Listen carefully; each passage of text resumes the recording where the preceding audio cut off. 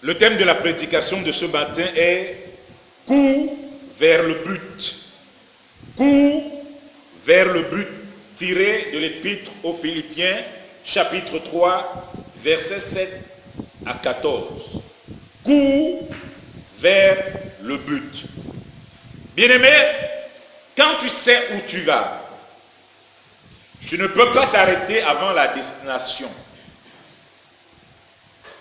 Quand tu sais où tu vas, tu ne peux pas traverser ta destination. Cours vers le but. Quand tu sais où tu vas, tu ne peux pas t'arrêter avant ta destination. Quand tu sais où tu vas, tu ne peux pas traverser ta destination. Un peu comme quelqu'un qui quitte Douala, allant à Yaoundé, le bus s'arrête à Edea, tu descends. C'est un problème. Tu ne connais pas ta destination. Quelqu'un qui quitte Douala pour Yaoundé, mais il y a les bus comme Alliance qui continuent. Tu arrives à Yaoundé, tu es toujours dans le bus. Pour que le bus aille à Bertois, avec toi, ou Buka qui continue à San Mélima, tu restes dans le bus pour que Buka continue avec toi. C'est un problème. Tu ne sais pas où tu vas. Beaucoup d'enfants de Dieu sont dans cette situation, car ils sont devenus enfants de Dieu. Ils sont enfants de Dieu, ils sont chrétiens, mais ils ne savent pas où ils vont.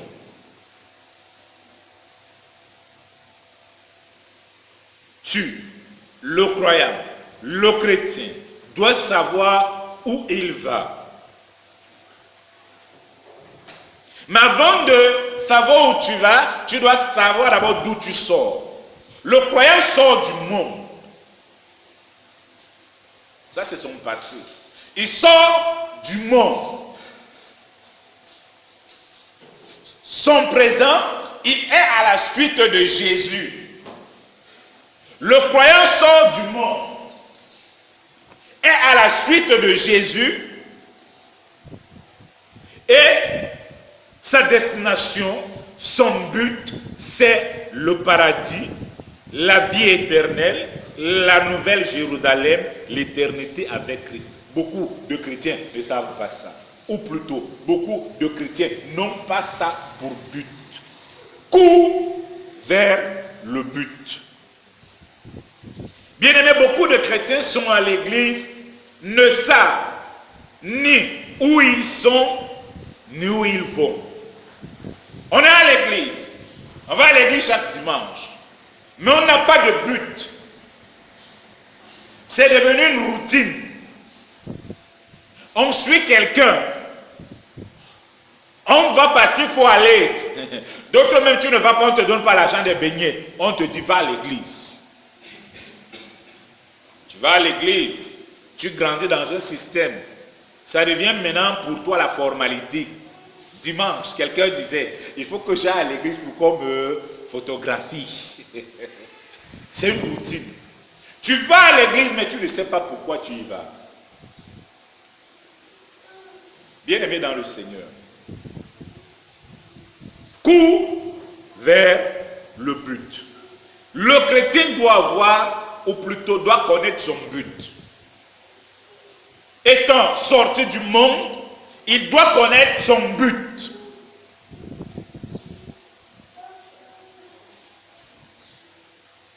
Pourquoi il vit?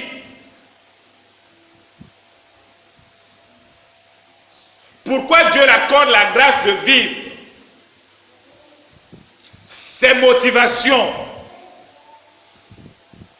Vous savez, il y en a qui ne veulent pas se lever le matin. Il y a beaucoup de façons, il y a beaucoup de formes de suicider. Il y en a, c'est pas parce qu'il y en a qui veulent tomber dans le vouri.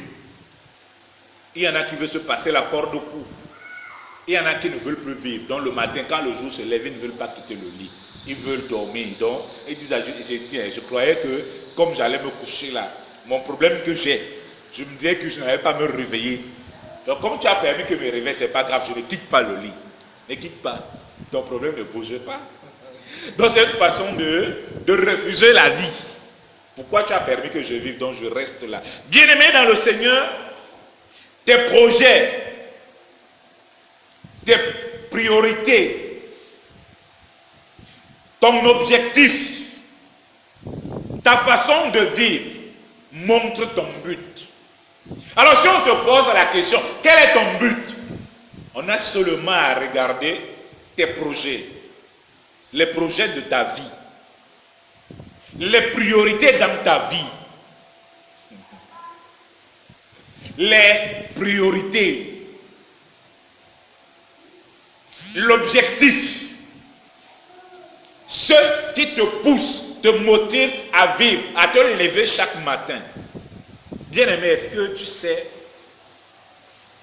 où tu es en Christ? Est-ce que tu sais ce que tu es devenu en Christ?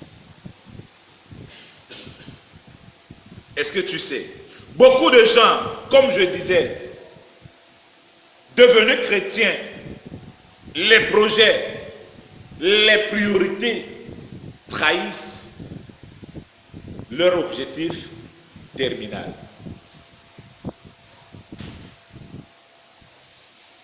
Quand tu te lèves le matin, quel est ton but?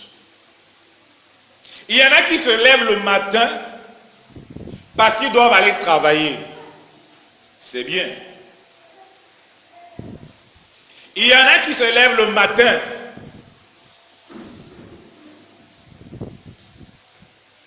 quand je dis travailler dans un bureau quelque part, dans une boutique. Il y en a qui se lèvent aussi le matin parce qu'ils doivent voler. Donc quand ils se lèvent le matin, la nuit, il a pensé à toutes ces stratégies de vol. Le matin, il doit les mettre en pratique. Et les gars qui sont en deuxième, troisième, ils réfléchissent d'abord comment ils doivent piquer les sacs et le reste. Donc chacun a un but. Cependant, tout ce qu'on peut avoir comme but terrestre, tout ce qu'on peut avoir comme but dans ce monde, un jour prendra fin. Un jour prendra fin. Bien-aimé,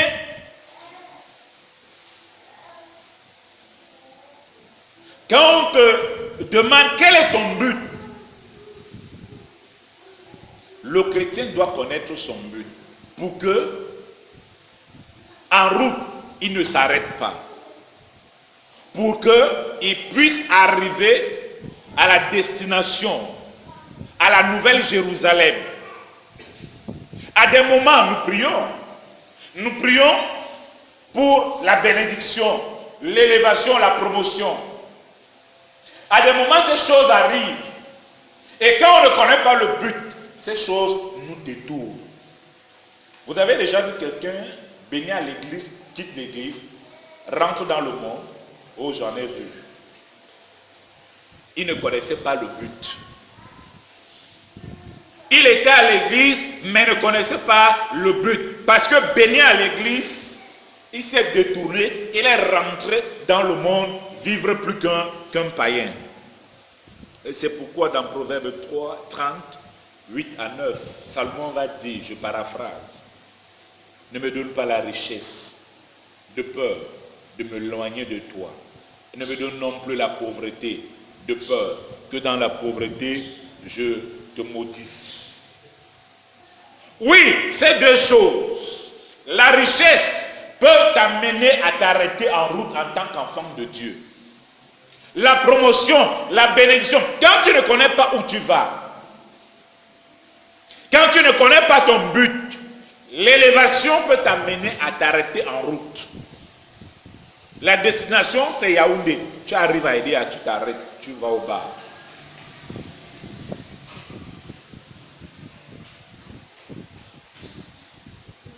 Le manque, la souffrance, les moments difficiles peuvent t'amener à t'arrêter.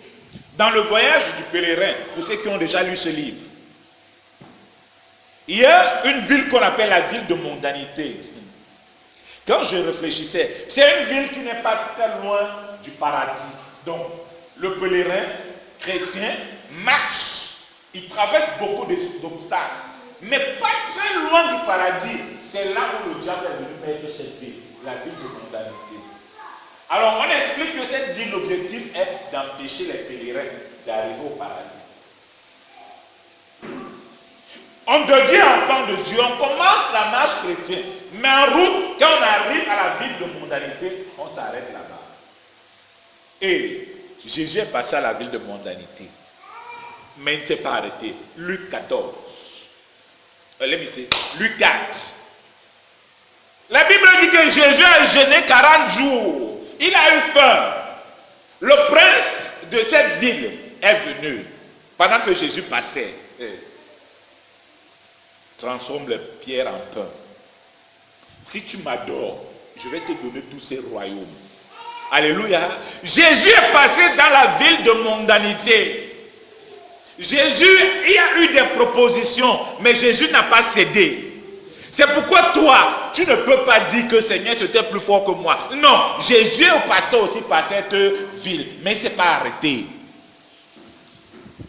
Avant, il y avait la viande pimentée à Sombo.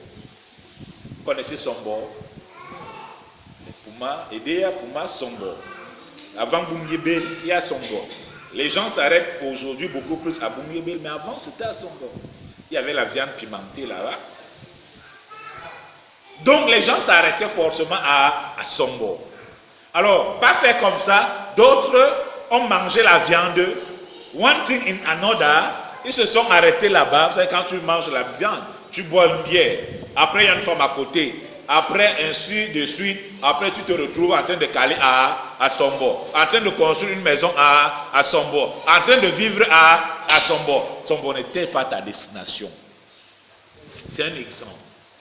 Sombo n'était pas ta...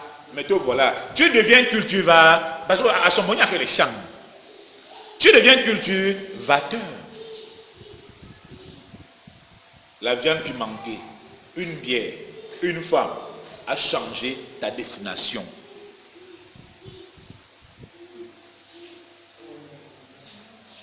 Vice versa. Alléluia. Alors, bien aimé, il est question ce matin de connaître où tu vas. Quand je préparais cette prédication, j'ai été JVC, vous savez, il y a des moyens, il y a des sujets, surtout quand tu sors de la conférence, ça débite beaucoup. Non, je me dis, dis-leur qu'ils doivent savoir où ils vont. Tu dois savoir où tu vas. De peur d'être détourné, de peur de t'arrêter, de peur de ne pas atteindre l'objectif terminal, de peur de ne pas entrer au paradis. Dans la vie de mondanité que je vous parle, quand chrétiens et fidèles sont arrivés là, évangélistes arrivent aussi, il est dit, l'un de vous va mourir dans cette ville. Mais ce n'est pas grave. Celui qui va mourir ici, son sort est plus léger parce qu'en fait, il n'aura plus à souffrir. Et les deux méditaient. Qui va mourir entre toi. Et les deux, chacun, ils avaient tellement souffert que chacun se disait en lui, il faut que c'est moi. Bon alors, l'évangile les explique, attention, ne vous suicidez pas. Il ne faut pas vous suicider, il ne faut pas tuer le corps et l'âme. Mais on va tuer l'un de vous. Mais ne vous inquiétez pas parce que mort, vous serez déjà au paradis. Et c'est fidèle qui est mort là-bas. Évangile et chrétien a continué. Alors donc, à des moments, on arrive à cette vie de mondanité. À des moments, des situations, à des moments, des circonstances nous amènent à nous arrêter. Dans le texte que nous venons de lire, l'apôtre Paul dit qu'il court vers le but. L'apôtre Paul connaît où il va. Il connaît où il va à telle enseigne qu'il ne marche même pas, mais il court. Quand il arrive à Sombo, viande pimentée, il n'a pas le temps. Ma destination c'est Yaoundé. Je ne m'arrête pas à Sombo. À Yaoundé, il y a la viande pimentée, il y a le porc là-bas. Alléluia. Bien-aimé dans le Seigneur, l'apôtre Paul dit que il court et il court vers le but. Il court à grande vitesse. Il n'a pas le temps à perdre. Il ne se laisse pas distraire. Il connaît son objectif terminal.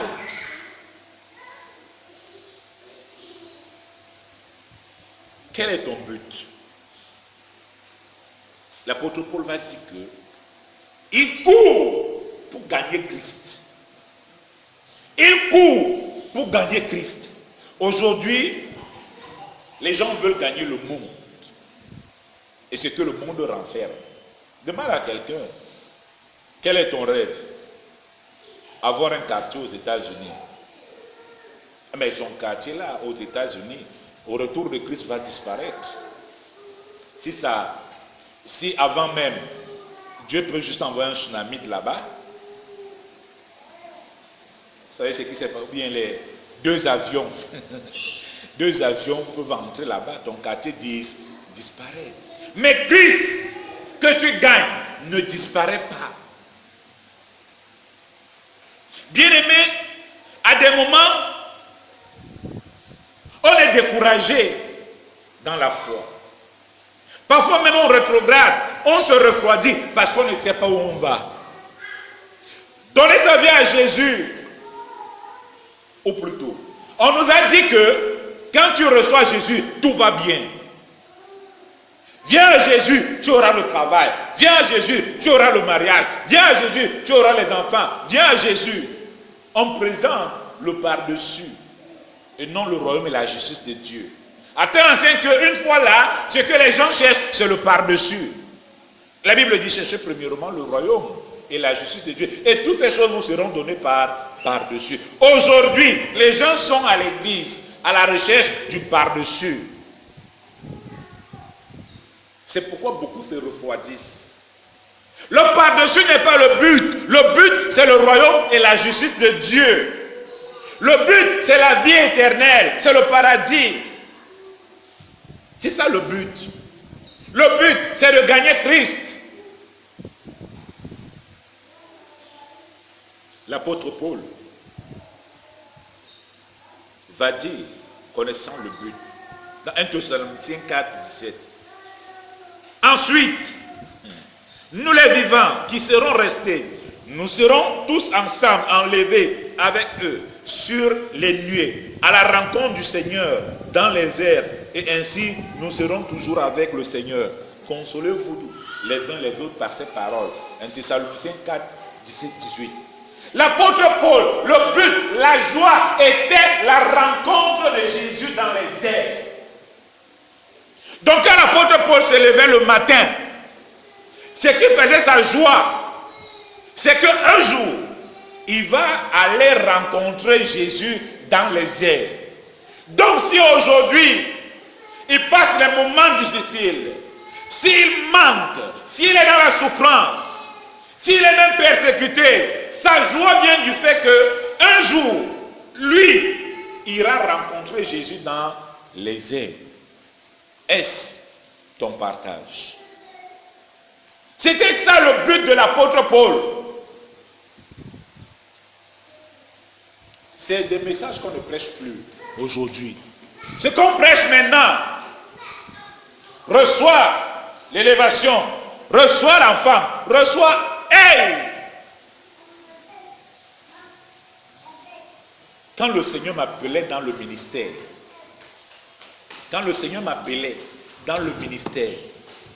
il m'appelait parce qu'il m'avait montré que peu de gens sont au paradis. Alors il m'appelait donc pour que je vienne travailler à ce que beaucoup entrent là-bas. Plein sont dans les églises. Mais attendez ce jour-là, vous serez surpris. Ceux qui ont déjà eu la vision de l'autre côté vont vous dire, il n'y a pas beaucoup de gens au paradis. C'est le but. Tu dois savoir où tu vas. Les églises sont remplies, mais le paradis est vide. L'enfer est plus bondé des gens qui vont à l'église que le paradis. Pourquoi? Parce qu'ils ne savent pas où ils vont. L'apôtre Paul dit au verset 12, Au verset 11. Non, non. Au verset 11. Si je pus à la résurrection d'entre les morts, donner sa vie à Jésus, c'est une chose. Être à la suite de Jésus, c'est une autre chose. Terminer la course, c'est autre chose. Il y en a qui commencent, qui marchent, mais qui ne terminent pas. Il faut terminer la course, soit jusqu'à la mort, soit au retour de Jésus. Ne pas s'arrêter. Beaucoup se sont arrêtés. Et quand je dis arrêter, je vais dire, beaucoup se sont arrêtés, mais viennent à l'église. Là, ils se sont arrêtés, ils ne marchent plus. La communion, l'intimité avec le Seigneur n'est plus là. La joie n'est plus. Leur joie, c'est la pierre. Leur joie, c'est l'argent. Leur joie, c'est les hommes et les femmes. Mais vous les voyez à l'église, assis là dimanche. La joie ne vient pas du fait qu'un jour, je vais rencontrer Jésus dans les airs. Ce n'est pas ça. Ils ne savent même pas ce que c'est.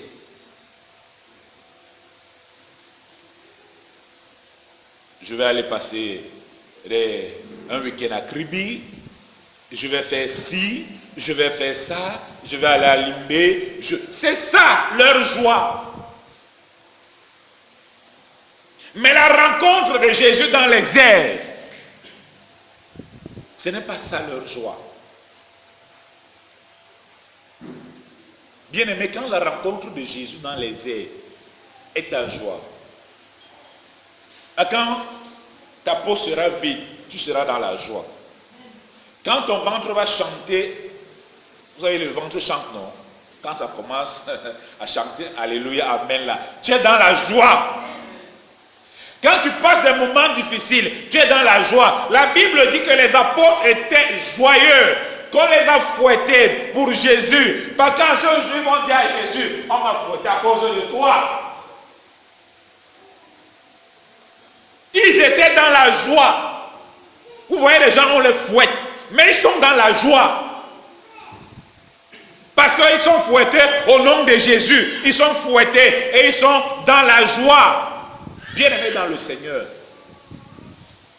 Ta joie vient d'où? L'objet de ta joie, c'est quoi? Est-ce que c'est quand tu as les poches pleines? Mais quand ton compte est ping, ping, ping, ping, il n'y a rien là-bas. Tu as ma tête, il n'y a pas de cheveux, mais les cheveux poussent. Parce que ton compte est au rouge, il n'y a rien là-bas. Non. Ou bien, la rentrée, vous savez, les parents d'enfants, ils sont dans tous les problèmes. La rentrée, c'est dans quelques jours. Ils ne dorment plus. La rentrée, ce qui est bizarre, c'est que la rentrée va passer. Mais chaque année, c'est la même situation. On perd la joie à la veille de la rentrée. Thank God parce que je ne stresse pas. Alléluia. La rentrée scolaire, on perd la joie. Non, ma joie, Jésus peut revenir avant la rentrée. Si Jésus revient avant la rentrée, tu vas aller à l'école. Pourquoi je vais perdre ma joie à cause de la rentrée? Bien aimé, le travail, le mariage, ouais, Seigneur. Ça tarde. Matthieu 22, 30 dit que au ciel, nous serons comme des tentes. Se marier, c'est bien. Avoir les enfants, c'est bien. Le travail, la promotion, c'est bien. C'est des choses terrestres, on en a besoin. Mais ce n'est pas ça qui doit être le but.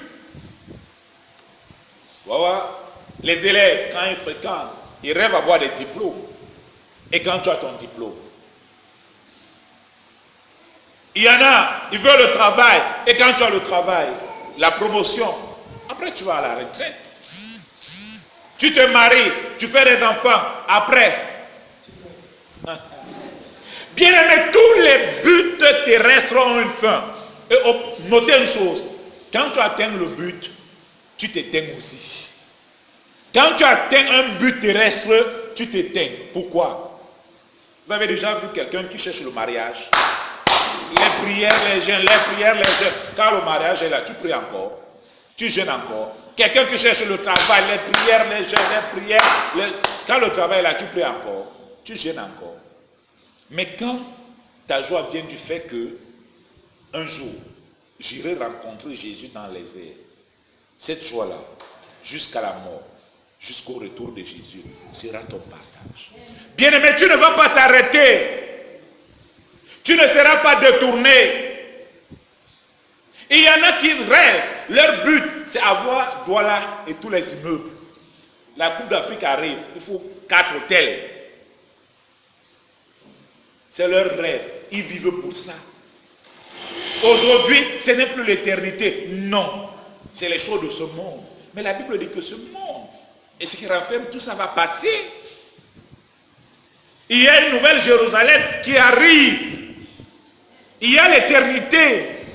Il y a le but. L'apôtre Paul dit que, dans le texte que nous venons de lire, lui, l'apôtre Paul, ces choses qui étaient pour lui des gains, les choses de ce monde, il regarde ça. Il a d'abord renoncé. Il regarde ça comme la boue, à cause de l'excellence de la connaissance de Christ. L'apôtre Paul voulait connaître Christ. L'apôtre Paul voulait communier avec Christ. L'apôtre Paul voulait être à l'image de Christ. L'apôtre Paul voulait passer l'éternité avec Christ. C'était ça. Et à cause de ça, il a renoncé aux choses qui étaient pour lui des gains. Oui, l'apôtre Paul était pharisien. L'apôtre Paul a été instruit par Gamaliel, un très grand docteur à l'époque. Il va même faire référence à lui 2 fois. L'apôtre Paul avait une double nationalité, juif, roumain. C'était pour lui des privilèges. L'apôtre Paul était membre du Sanhédrin, un peu comme le gouvernement religieux. Il était membre du Sanhédrin. Mais là, il dit qu'il a renoncé à toutes ces choses. Bien aimé dans le Seigneur, quelle est la chose qui, et si Jésus revenait là, maintenant, et il va te dire qu'elle sort. Quelle est la chose qui t'empêche de marcher, de courir? Quelle est la chose? Quel est l'obstacle? Quelle est la situation qui a volé ta joie, qui a enlevé la joie, la paix? Quelle est cette situation qui te remplit d'amertume, de soucis et d'inquiétude, qui te distrait, en fait, et t'empêche d'avoir les yeux rivés vers le Seigneur? Bien-aimé dans le Seigneur, l'apôtre Paul avait un but. Et la Bible dit que dans Proverbe 29, verset 18, quand il n'y a pas de vision, le peuple est sans frein. Tu dois avoir une vision. Tu dois avoir un but. Et ta vision, en tant qu'enfant de Dieu, ton but, c'est quoi? Comme l'apôtre Paul, connaître Christ, être à l'image de Christ, communier avec Christ, partager les souffrances de Christ, c'est incontournable pour un chrétien. L'apôtre Paul le dit. Renoncer à tout ce qui peut être pour toi fardeau. Et comme il dit, attends la résurrection en ce jour-là. Bien-aimé dans le Seigneur, c'est des choses qu'en tant que chrétien tu dois connaître. C'est des choses en tant que chrétien qui doivent être le sujet de ta joie. C'est des choses en tant que chrétien qui doivent te galvaniser. Oui, l'apôtre Paul, connaissant ces choses, avait l'assurance de son salut. Si on te pose la question, il y a des chrétiens, on les demande, tu es sûr d'aller au paradis? Ils disent, ils ne sont pas sûrs. Ils disent, personne n'est sûr. C'est faux. L'apôtre Paul va dire dans Romains 8, 38 à 39, car j'ai l'assurance que ni la mort, ni la vie, ni les anges, ni les dominations, ni les choses présentes, ni les choses à venir, ni les puissances, ni les hauteurs, ni les profondeurs, ni aucune autre créature ne pourra nous séparer de l'amour de Dieu manifesté en Jésus-Christ. Jésus va dire, je suis la résurrection et la vie, et celui qui croit en moi vivra, quand même il sera mort. C'est ce que Jésus va dire. La Bible dit dans Apocalypse 3, 5, que Jésus confessera nos noms devant le Père et devant les anges. La Bible dit dans Apocalypse 21, 4. Et il essuiera toutes larmes de leurs yeux, et la mort ne sera plus. Et il n'y aura plus ni deuil, ni cri, ni douleur, car les premières choses ont disparu. Le monde et ce qui renferme va disparaître. C'est des choses qui ne doivent pas sortir de notre pensée. Vous allez voir quelqu'un avoir des millions, manger la banane malaxée. C'est un problème. Tes millions là, un jour, tu vas laisser ça. On veut construire, on veut avoir tout droit là, un jour, tu vas laisser. Bien aimé, que ta joie vienne du fait que un jour, tu iras rencontrer Jésus dans le ciel. Ainsi donc, tu vas marcher. Ainsi donc, tu vas courir. Tu ne vas pas t'arrêter. Tu ne vas rien laisser te distraire, t'éloigner de Christ. Parce que tu crois que ce jour-là, quand la trompette sonnera, tu seras parmi les élus. Tu seras parmi ceux-là qui seront enlevés. Ma prière est que le Seigneur vous permette de faire des expériences qui ouvrent vos yeux, que ce soit dans le paradis ou dans l'enlèvement. Vous allez voir comment ces choses, ce ne sont pas des histoires. Quand on te parle de l'enlèvement, un jour il y aura enlèvement. Vous allez voir les gens quitter la terre. Le tout, ce n'est pas de voir les gens quitter la terre, mais d'être parmi ceux qui quittent la terre pour rencontrer Jésus dans les airs. Parce qu'on a couru vers le but jusqu'à la mort ou jusqu'au retour de Jésus. Que le Seigneur me bénisse. Amen. Pour tout ce qui m'arrive,